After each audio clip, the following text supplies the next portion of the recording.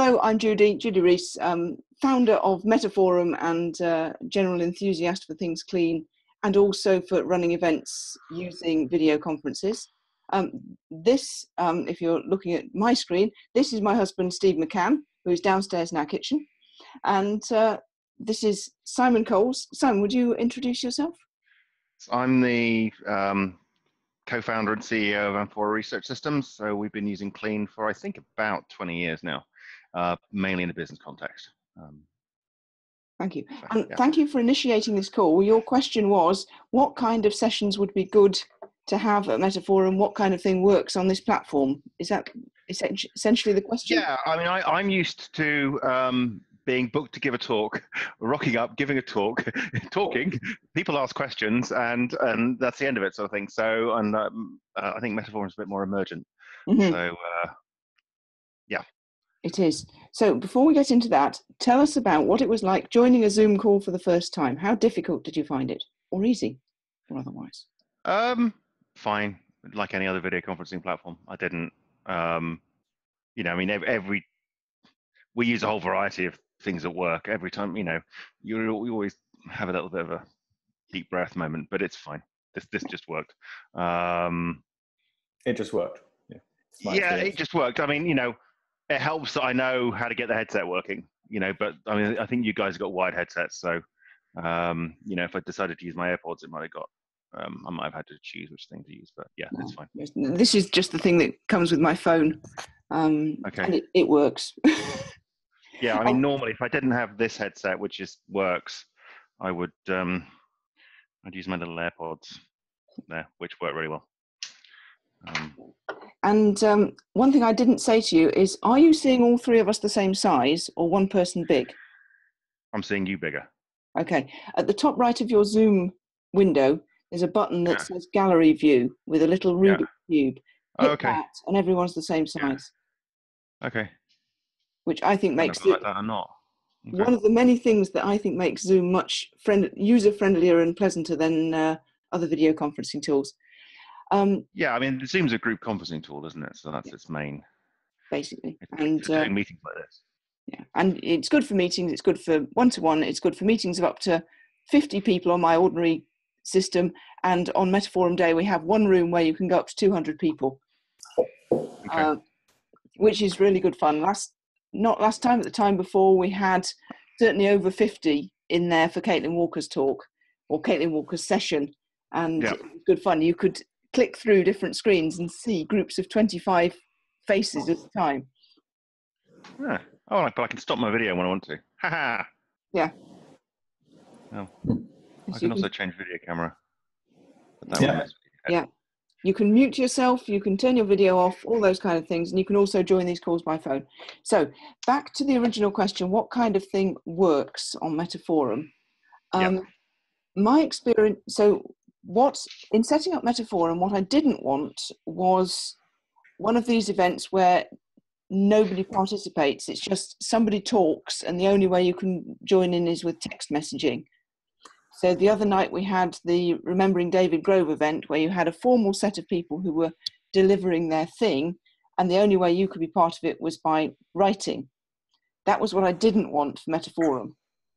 So instead, what we said was, if you want to run a session, maximize interactivity, but still, people want some meat. Okay. Have you ever been to an unconference in person? Not consciously. I'm generally the sort of industry expert who rocks up, does his bit, hangs around for a little bit and goes.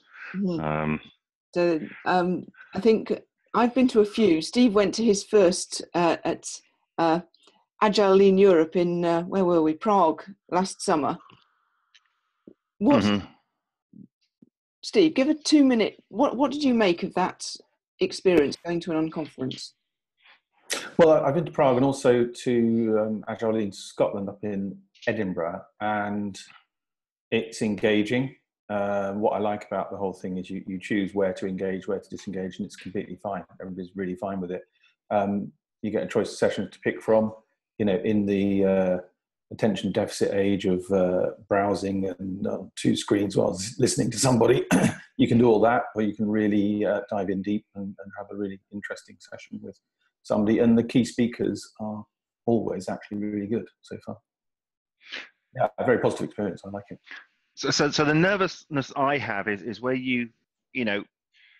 where you've got a community where you've got a quite a wide variation in skill levels. And often the guys at the bottom of the skill level, or lacking the context, don't understand where they fit into the world. And so you can end up with individuals who've just discovered it and are really, really keen. You know what I mean? How do you keep it all nice and healthy? I think people's keenness does keep it healthy. One of my favourite sessions from the very first Metaforum, because this is the third one. My favourite session from the first one was when somebody said in a session where a lot of people were present, said, what I'd really like is to talk to someone who uses clean language with couples. I'm a couples counsellor. I've just come across clean. I really want to know how it works with couples. And that person and two other people went off with James Lawley and talked through that issue in a space, and that was recorded, and that was part of the unconference. Yeah. So some people who were interested there live then went and had the conversation. Other people stayed in another room and talked about something completely different. That wasn't the problem I was worried about. There's enough utility in the conference for people to gather in the right space. And what I love about it is if it feels like it's the wrong space for you, or it's just too low quality or whatever, you just walk. Nobody expects you to stay in a place that's not delivering what you need. And that doesn't mean there's masses of people coming and going all the time, which would just be painful. But within the ambit of the whole conference, there's a lot of experience, knowledge, and utility. And somehow it tends to gather in the right places. I once was in a talk where the leader was clearly quite a long way short of the desired standard of knowledge and ability, but that meant that the people in the room kind of picked it up and took it to the right level. So it's a kind of a self-fixing mechanism. Does that make sense, Judy? So I'm really curious about what it is that Simon's concerned about at the moment. So, I mean, the talk I was thinking about or was doing was sort of, clean from a management perspective, which may or may not be interesting. I don't know. That's a separate conversation to have because it's out of tune with what else is on there. I think that's really, really interesting. I'd love to attend that. Well, it was more. It's like, well, you're asking for sessions. What can I talk about? It was more that, and I think that's for the moment a fairly. You need breadth. You absolutely need breadth. If everything's all the same, then it's not okay. But my problem is, or my concern is, what happens if I get some junior guy who's managed nobody or one person and has a lot of opinions about how things should happen, and it kind of tends to dominate, and it's kind of like I do not have time to, this is not the session to give you business context, if you see what I mean. That's really my concern. I've bumped into it a few times, and it's I don't know what the rules of the road are. And when you bump into that in an in-person event, what happens?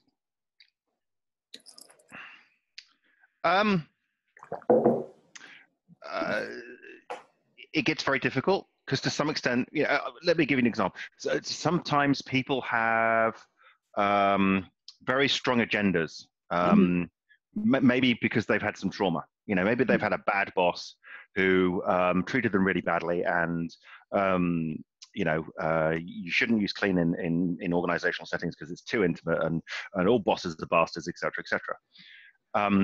It then basically makes it very difficult to have an open thing, because you've got a person there who frankly needs therapy. They don't need to be, exhibiting their trauma around a public forum and inflicting that on everybody else.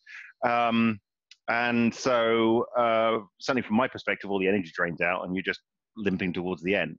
But I would hope to have a more refined approach in my kit bag, should we say. So when it comes to running events on this kind of platform, you've got all the tools that you had in your toolkit in person, but you have got some extra ones as well. Now, obviously when I run sessions, I'm delivering different kinds of things to what you're delivering. So the pressures are different, but still there can be somebody who really wants to claim the floor for themselves and take the session. Well, in this format, one of the things you can do is say, okay, that sounds like an interesting topic for you. Why don't you go and organize that in another space? Okay, yeah. So you can simply send them to go off and have a space for themselves, which in an in-person conference, typically you can't do. Yeah. And if other people are interested in what they've got to say, they can go off and do that. This session, you can say, this session is for doing this thing that I've described. Yeah. So because we're in an electronic space, there's always more space. Yeah. So we can do that. The other thing that can happen is that literally, as the host of a session, you can turn them off. I was going to ask, can we mute them? Yeah. You can mute them, and you can mute their video, and you can actually chuck them off the call as well, though I sincerely hope that nobody who would come to Metaforum, I've seen right now there are 87 people booked to come. I know all of them, and they are all lovely people, though they are all a wide variety of people. People have enormous varieties of things they want to do and want from the day. It's you know, it's the kind of thing where it's like, if you can do that, then you're out your red. If you know what the answer to that problem is, then you're out your red brain. And apart from that, you're just having fun talking about whatever people want to talk about. You know, but I think it's particularly when you're talking about something where people can bring past experiences to it, you can trigger. And I mean, we get it in interviews. Yeah. The other thing you can do using Zoom is that you can use breakout rooms and send people off into pairs to do activities. Now, that initially doesn't sound like it's relevant to what you're saying, but actually, if you think about it, it could be. You could send disruptive person off with one individual. Sacrificial lamb, who might volunteer to help them deal with their thing. Now, of course, in any clean event, there are always people who have got clean skills who can deal with people's stuff, who may or may not want to volunteer since it's a Saturday. So, what's the skill level variation like? As wide as it gets. Okay. So we'll have people who are just curious about clean, who've never really heard about it before, and we'll obviously right up to yourself, to Caitlin, to Penny and James, and all points in between. People who've learned from all the different major trainers, and people who've just picked up stuff from listening and reading, and have never attended any formal training of any kind. Okay. And we've got all the variety of different backgrounds. So obviously we've got therapists, we've got coaches, we've also got a whole bunch of agile enthusiasts from the software industry. We've got people who are doing various varieties of healing and energy work. So the other day, Stephen Sillett and Shalon did some practice on, can you pass energy balls from one person to another using Zoom? And the answer was, yes, you could. I don't know how they're doing that, but Sillett is going to run this energy session. Annemiek, who does a thing about spiritual and energy and all that stuff, she's got a session planned. Meanwhile, Sharon Small, who amongst her things is analysing disasters, is doing a thing about how to use clean language in a major disaster situation, such as an oil spill or something like that. So we've really got every variety of clean enthusiast and clean curious person amongst them. So I was going to ask, because they're all fairly funky sessions, aren't they? The ones that people put up ahead of time are typically ones that people have done a lot of thinking about beforehand. Okay. So you've got people like Tamsin, who's written a book called The Listening Space. So she's going to do a thing on the listening space. That's what people do. What I would love to happen is for there to be more people turning up on the morning, listening to Penny and James's keynote, and then go, "Ooh, that sparks this idea. Would anyone else like to talk about whatever their thing is?" So hopefully there'll be a lot more free-form conversational kind of sessions as well. So that comes to timing as well. I mean, when it would help me to know when to be around, if that makes sense. I've got childcare responsibilities and things. Yeah, so for you personally, because you already know you've got a topic which clean from a management perspective, you Yeah. can just put on that post-it note board right now that title and say, this is going to happen at about 2:00, or this is going to happen in the evening, and what will happen about a week before the conference is someone will go through that post-it note, one of the volunteers will go through the post-it note board and turn that into a grid. Okay. When is it? It's the 3rd of February. Okay. Which is Saturday. Okay. So we'll end up with a grid which has marked out lunch breaks and coffee breaks. Yeah. And then has official session times. And as long as you've put this wants to be between such time and such time, we can then tell you be there at 3:00, whatever it might be, and to start your session. Okay. And then apart from that, during the day, whenever you've got time to drop in, you can drop in. And whenever you have to go off and do other things, do other things. Yeah. So I got a dog at my feet, which you can't see, but yeah, she just plunked herself down. So dog care responsibilities, childcare responsibilities are all accommodated with it. Yeah. So what would I see or hear that tell me that it was going well?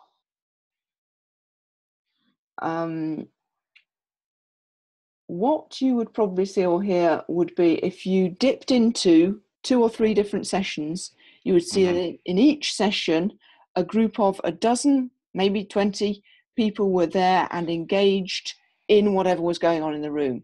And if that was silent meditation and omming, that would be one kind of thing. If it was just a lively conversation, that would be another kind of thing. If it was practice, if it was observing a piece of practice, all these kind of things. But whatever they were there to do, they'd be engaged in doing. Okay. Another thing that would let you know would be that people would be coming into the Facebook group and saying, conversation about, following on from Simon's conversation about clean from a management perspective, I want to talk about this aspect that he just touched on. Let's all go to room 4 and talk about that at the end of this break. Oh, didn't hear you, Steve. There you are. I have to remember to unmute. Yeah, they will pick up aspects that have caught the imagination and seek to accumulate in another space afterwards to develop it. That would be a really good sign. Okay. So if you've got a talk that you tend to do and it's got slides, you can show slides, but when you show slides, it means you can't see everybody. You can only see a few people. Yeah, so, I was thinking of just talking. I haven't. My personal preference, my strong preference is to just talk. Okay. The occasional slide is no bad thing, but the slideshow with a voiceover at the back is not as good. Yeah, I mean, I didn't really have much of a plan, more to kind of make myself available, because at some point someone, you take this into an organization, there's a management hierarchy involved. And it's not often you get to talk to somebody at the top of that management hierarchy who tells you what they really think about things and why they did things. And that was really the main sort of thing to take it from there. It could be that nobody cares. I mean, what happens if there's absolutely zero energy? Do you all fold off shop and go somewhere else? Can I leave the room? If it's boring to me, can I leave? You absolutely can. I mean, that's one of the rules of open space is if you are not learning or contributing, walk. Okay. That's usually one of the house rules. If you're not getting what you need, walk. And the great thing about this space is people can leave without banging the door. It's actually quite easy. Yeah. So while it would be unusual for the organizer of the session to walk out, it's not impossible. And we have had situations where there's been a technical hitch or something happened, and the person who said they would organize the session didn't show up, but the people who were there self-organized a session around the topic. Okay. And that can really work very well. Yeah, there was something else. Oh, breakout rooms we've talked about. Slide shows we've talked about. As in there are breakout rooms. We've got breakout rooms. I meant to say that the big session that Caitlin did on the first Metaforum, she basically decided she brought James Jeffries with her, so there were 2 of them. and she gave a very, very short introduction to the work that they'd been doing together, and then just threw the floor open and said, ask me questions. Okay, yeah. And that worked. That format worked really, really well. And obviously with Caitlin, people have quite a lot of exposure to what she does because of the TikTok and all that stuff. So your introduction might need to be a bit longer, because while some people around Caitlin know you quite well, other people don't. Yeah.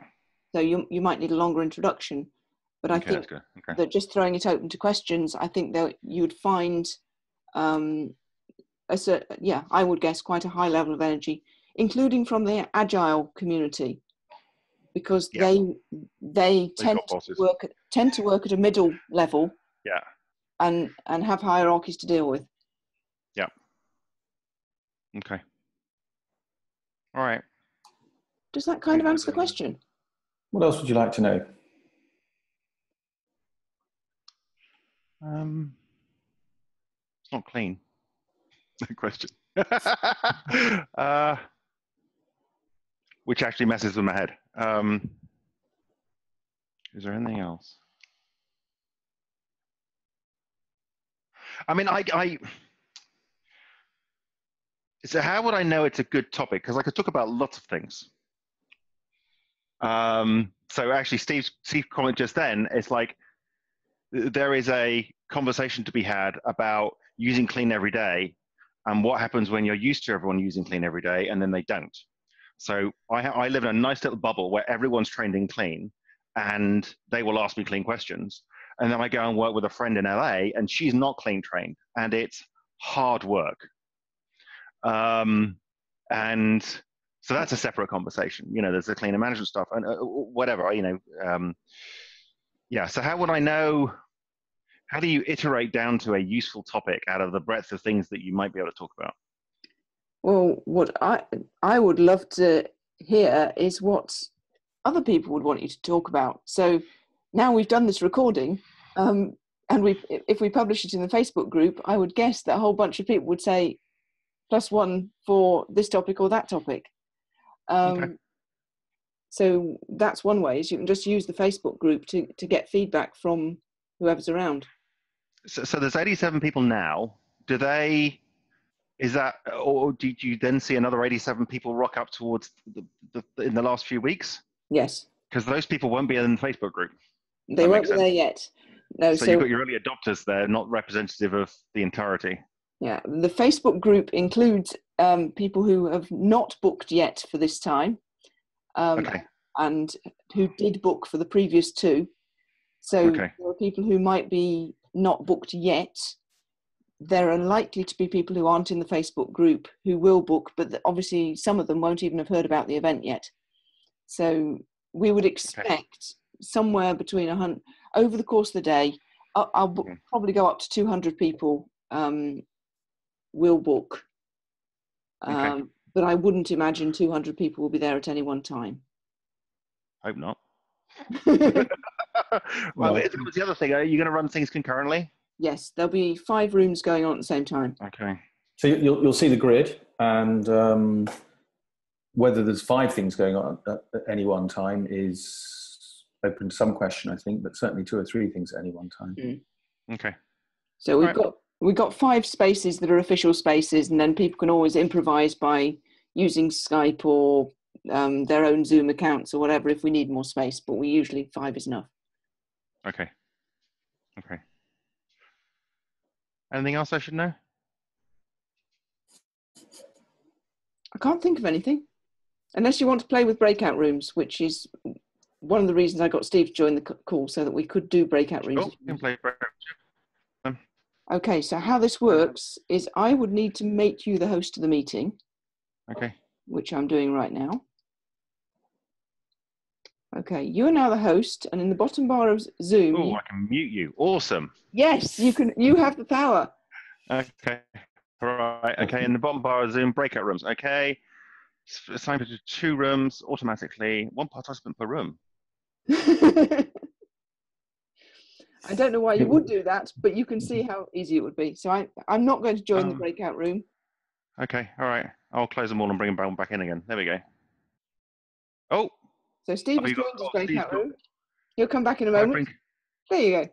Oh, I can move him as well. I'm back. Okay, cool. Isn't that Okay. cool? That is cool.